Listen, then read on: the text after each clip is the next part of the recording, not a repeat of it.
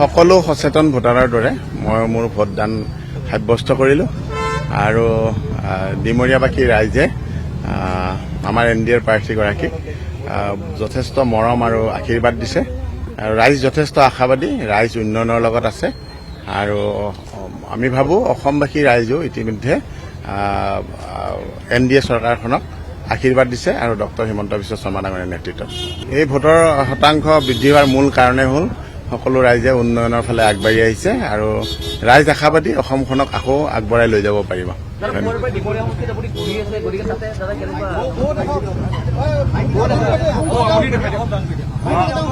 সমষ্টিত ভোটদান কৰিব আহিলে গতিকে দিছপুৰ সমষ্টিটো কেনেকুৱা ধৰণৰ হোৱাটো বিচাৰে দিছপুৰ সমষ্টি নহয় এইটো হ'ব না এইটো দেখুৱা